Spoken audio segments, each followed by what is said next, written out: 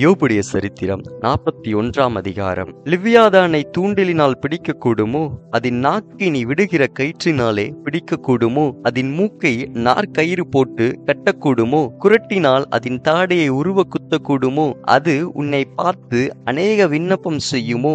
உன்னை நோக்கி இச்சக வார்த்தைகளை சொல்லுமோ? அது உன்னோட உடன்படிக்கை பண்ணுமோ? அதை சதா காலமும் அடிமை கொள்வாயோ? ஒரு குருவியோட விளையாடுகிறது போல் நீ அதனோட விளையாடி அதை நீ உன் பெண் மக்கள் அண்டையிலே கட்டி வைப்பாயோ? கூட்டாளிகள் அதை பிடிக்க பிரயத்தனப்பட்டு அதை வியாபாரிகளுக்கு பங்கிடுவார்களோ? நீ அதன் தோலை அநேக அம்புகளினாலும் அதன் தலையை எரிவளையங்களினாலும் எரிவாயோ? அதன் மேல் உன் கையை போடு, யுத்தத்தை நினைத்துக்கொள், இனி அப்படி செய்ய துணிய மாட்டாய். இதோ அதை பிடிக்கலாம் என்று நம்பினவன் மோசம் போய் அதை பார்த்தவுடனே விழுவான் அல்லவோ? அதை எழுப்பத்தக்க தைரியவான் இல்லாதிருக்க எனக்கு முன்பாக நிற்பவன் யார்? தனக்கு பதில் கொடுக்கும்படி முந்தி எனக்கு கொடுத்தவன் யார்? வானத்தின் கீழ் உள்ளவைகள் எல்லாம் என்னுடையவைகள். அதன் அங்கங்களும் அதன் வீரியமும் அதன் உடல் இசைவின் நேர்த்தியும் இன்னதென்று நான் சொல்லாமல் மறைக்க மாட்டேன். அது மூடியிருக்கிற அதன் போர்வையை கிளப்பக்கூடியவன் யார்? அதன் 2 தாடைகளின் நடுவே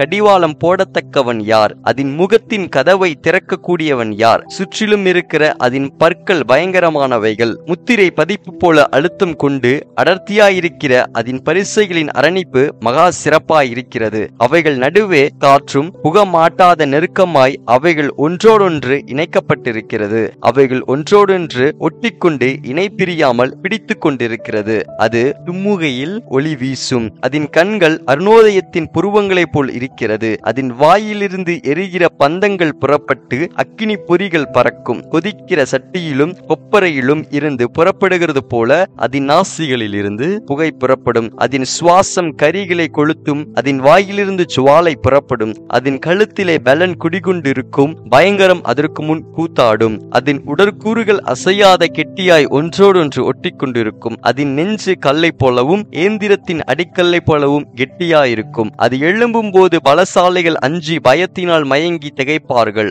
அதை தாக்குகிறவனுடைய பட்டயம், ஈட்டி, வல்லையம், கவசம் ஒன்றும் அதற்கு முன் நிற்காது. அது இரும்பை வைக்கோலாகவும் வெண்கலத்தை உளுத்த மரமாகவும் எண்ணும். அம்பு அதை துரத்தாது. கவன் கற்கள் அதற்கு துரும்பாகும். அது பெருந்தடிகளை தாளடிகளாக எண்ணி ஈட்டியின் அசைவை இகழும். அதன் கீழாக கூர்மையான கற்கள் கிடந்தாலும் அது சேற்றின் மேல் ஓடுகிறது போல கருக்கான அவைகளின் மேலும் ஓடும். அது ஆழத்தை உழைப்பானையை போல் பொங்க பண்ணி கடலை தைலம் போல கலக்கிவிடும். அது தனக்கு பின்னாக பாதையை துலங்க பண்ணும். ஆழமானது வெளுப்பான நரையை போல் விளங்கும். பூமியின் மேல் அதற்கு ஒப்பானது ஒன்றுமில்லை. அது நிர்பயமாயிருக்க உண்டு பண்ணப்பட்டது. அது மேட்டிமையானதை எல்லாம் அற்பமாய் எண்ணுகிறது. அது அகங்காரமுள்ள ஜீவன்களுக்கெல்லாம் ராஜாவாய் இருக்கிறது என்றார் என்பதே. ஆமென்.